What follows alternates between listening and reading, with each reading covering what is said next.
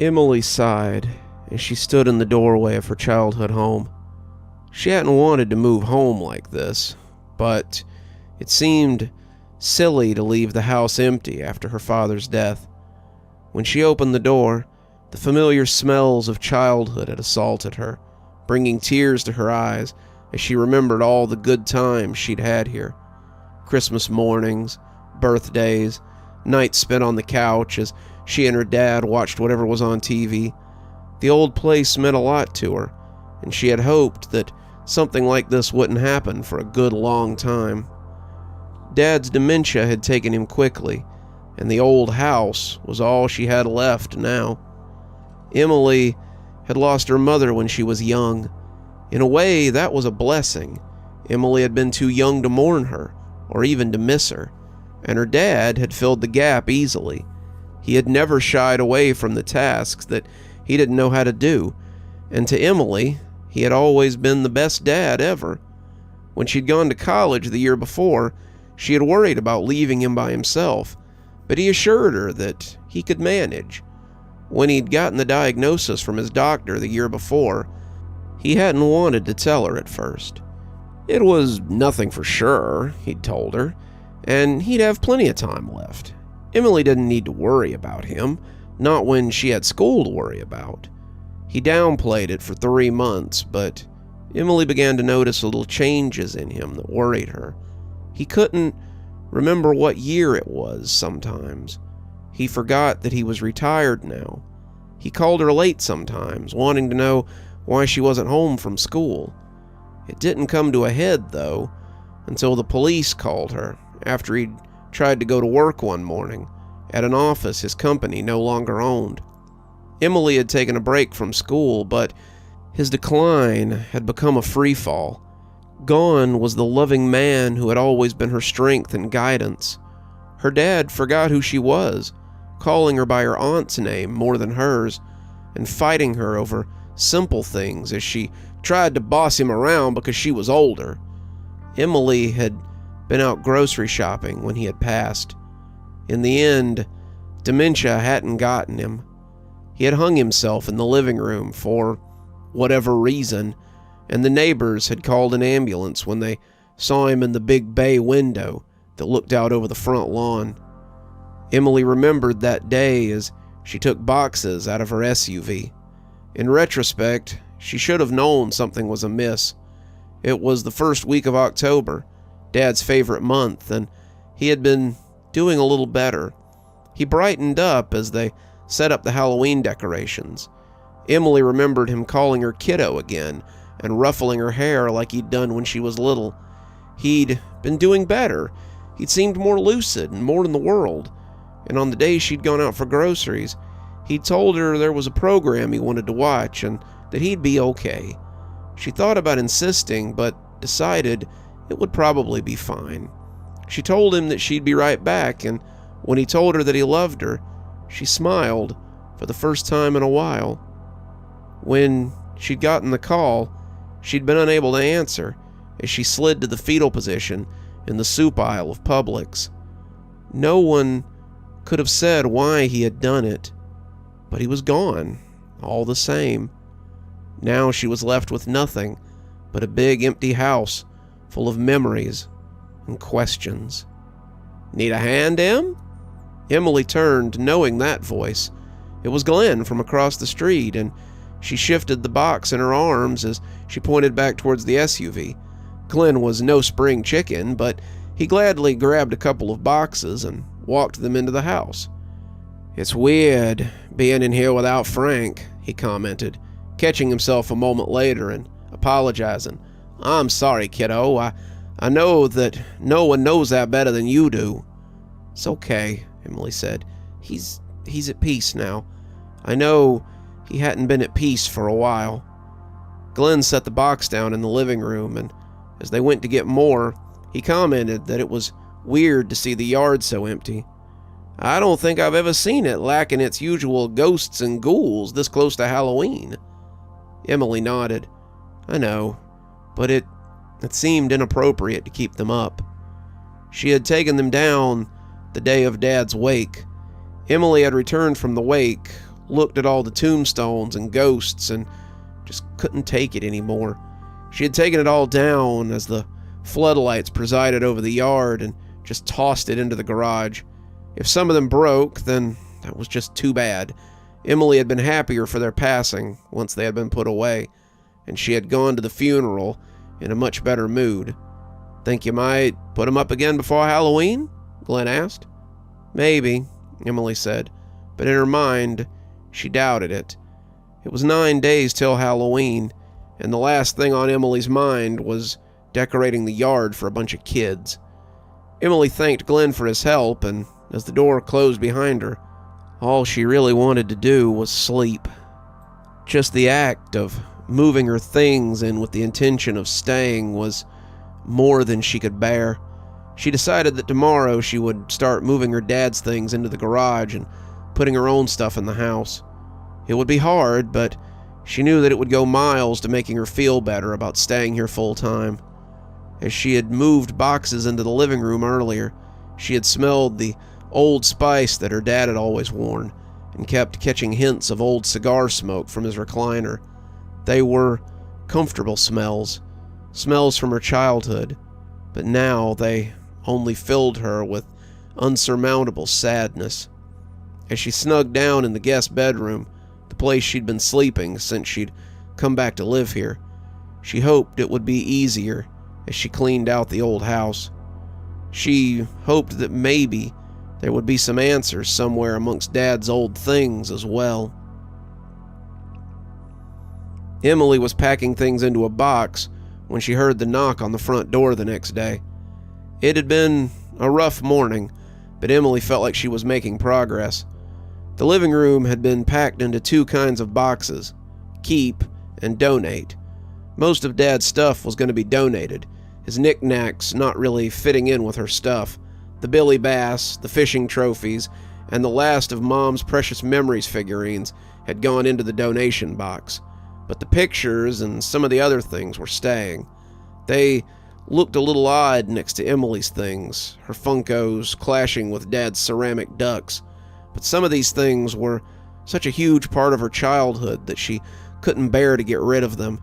The mallard with the green stripe was the one that she had painted herself, the one they had painted together, and the transition between Emily's childhood paintings and Dad's smooth brushstrokes were evident. She had cried over that duck, the plaster threatening to shatter as she clutched it to her chest. The duck's fragility had been saved by the knock on the front door. It was Glenn again, and Emily remembered that he'd agreed to take some of the boxes to the Salvation Army for her. When she opened the door, however, she was surprised to see that the Halloween decorations were again set up in the yard. "I'm glad to see you feeling better. I was surprised to see the yard set up again. Did you have a wild hare last night?" Emily looked out at the yard, but as she shook her head, Glenn must have realized that this wasn't her doing. Weird thing for kids to do. Can't imagine anyone on the block would just break into your garage and set up your Halloween decorations. He took the boxes and said he'd bring her a receipt, and Emily thanked him as she closed the door. With the door between her and the real world, Emily felt herself give in to the creeping sense of trespass. The whole thing freaked Emily out. She assured herself that she was making too much out of it, but she knew that she wouldn't be comfortable until the decorations were put away again. She set aside her unpacking as she cleaned up the ghosts and the gravestones, putting them in the boxes as she slid them into the crawl space over the garage. She must have been more tired than she thought last night to miss someone moving around outside all night. As she closed the little door in the ceiling of the garage, she wondered if maybe she should call the police. They had technically broken into her garage, though Emily doubted if it had been locked in the first place. She decided to let it slide this time and go back to setting up the living room. It was getting late, and she knew that soon her thoughts would be on dinner. When someone knocked the next day, Emily looked up from her lunch and found Glenn on the front porch again. She'd been too busy to check the lawn this morning, going straight to work on the kitchen as she moved in her appliances. And as she saw the tombstones and the ghosts had returned to their usual spot, she felt the dread rising in her throat. She was absolutely going to call the police this time. She had locked the garage, locked the crawl space with the padlock her dad had always used. If the kids dragged them out this time, it would qualify as breaking and entering. Glenn smiled as she opened the door, but he looked uncomfortable this time as he stood wringing his hat in his hands. He looked like someone delivering bad news, and Emily wasn't sure how much more bad news she could handle. "Hey there, Em, just coming to make sure everything's okay." Emily thought about brushing him off, but decided to be truthful with him. "You know, Glenn, not really. Someone keeps breaking into my garage and setting up my Halloween decorations. I can keep a sense of humor about it, but it's getting harder and harder as time goes on." Glenn nodded. "I can imagine. I'll see if somebody has picked up anything on their cameras so we can see what's going on. Some of your neighbors, though, had mentioned something in the house. I know that people mourn in their own way, but just thought I'd make sure you were feeling okay." Emily gave him a questioning look as she grew tired of his beating around the bush. "Glenn, why don't you come out and say what's bothering you?" The old man looked a little offended, but he tried to brush off her briskness.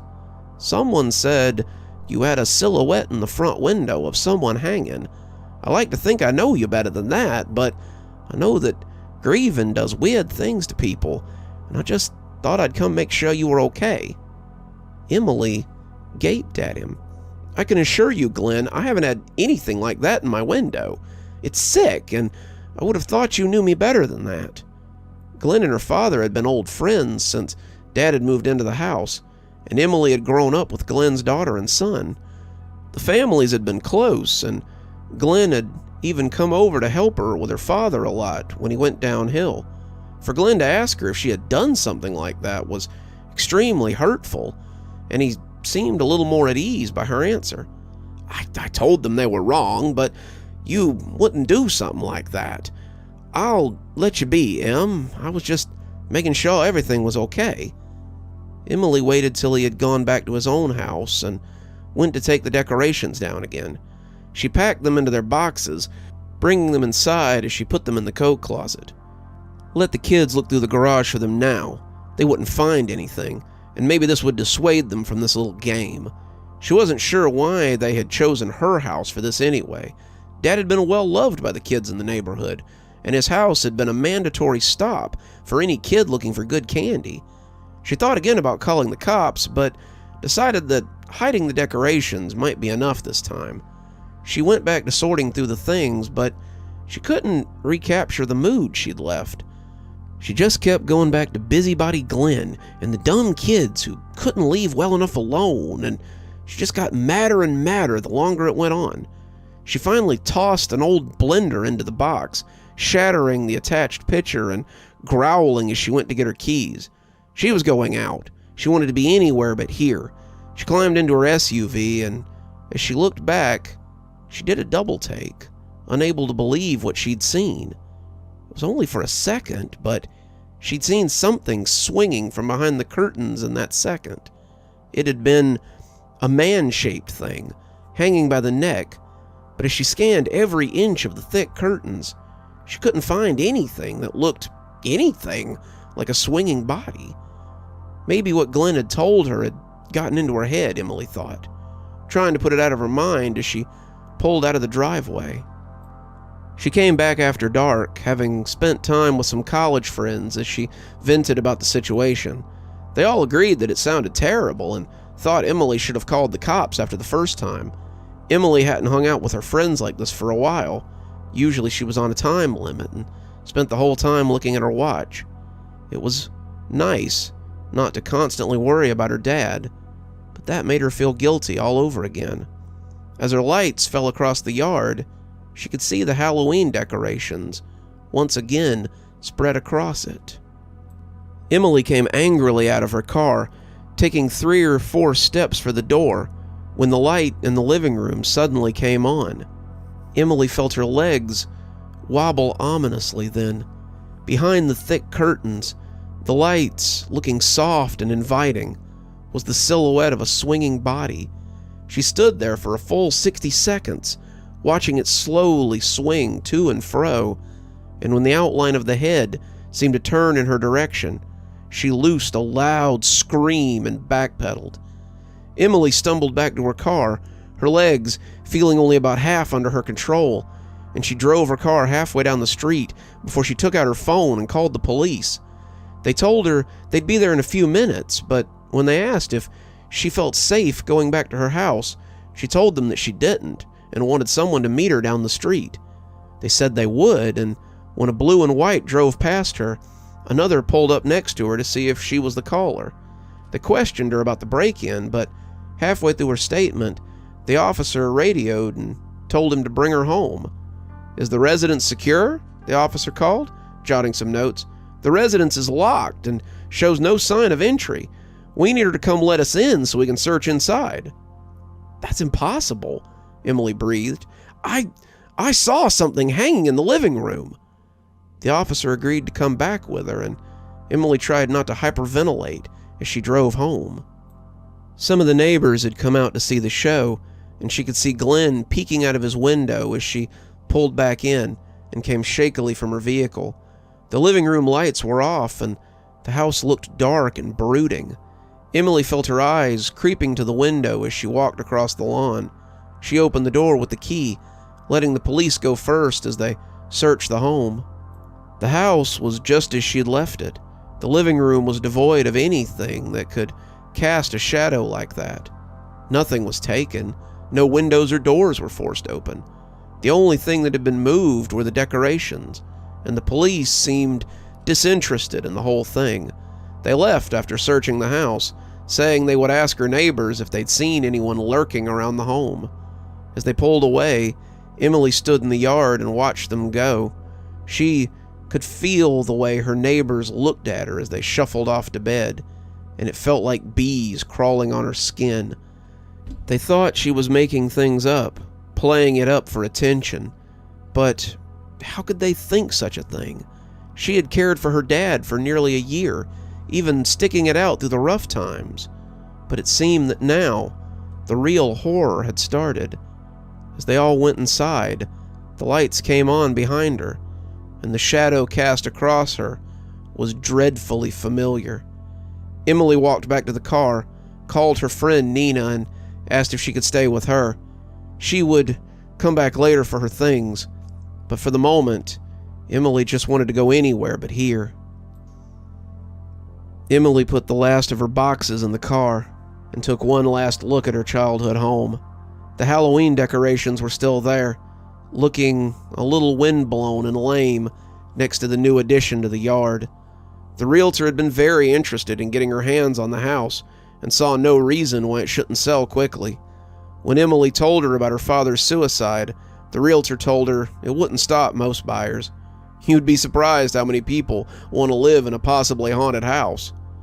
The thought of selling the house made her deeply sad, but she hadn't even been able to come back until the sign was there.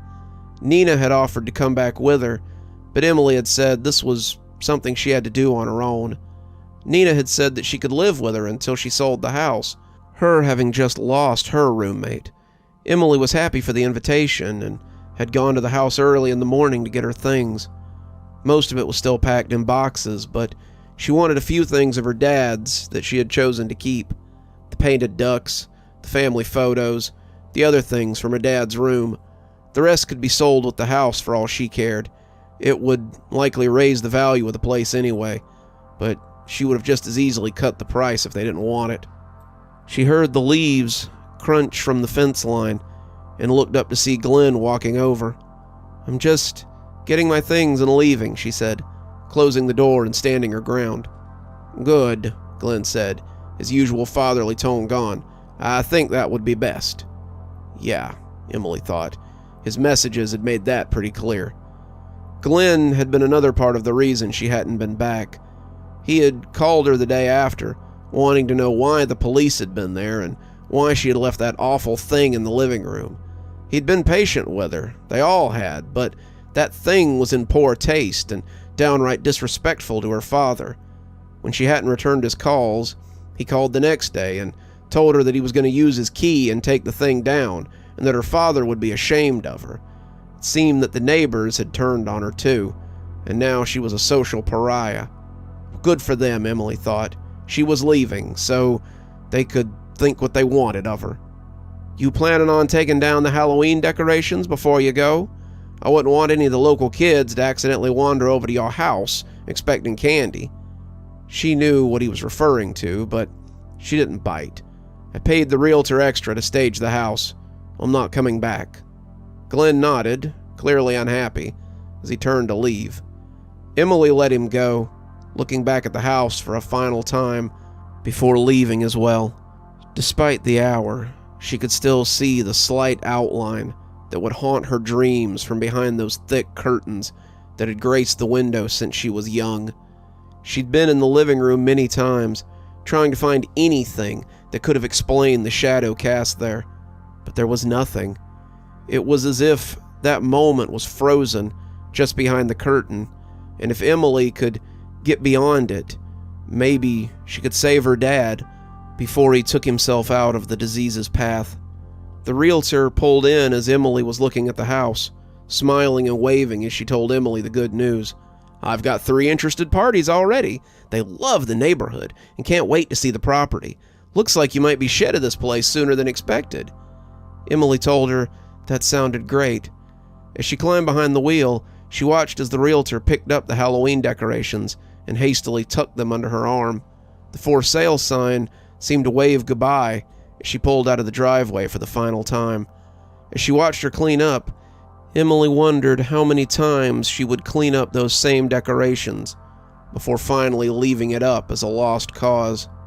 She wondered how many times the neighbors would call her to complain about the decoration that she couldn't touch before she finally lost her mind. It seemed her dad's final legacy would be what swung beyond the veil, no matter what the neighbors thought.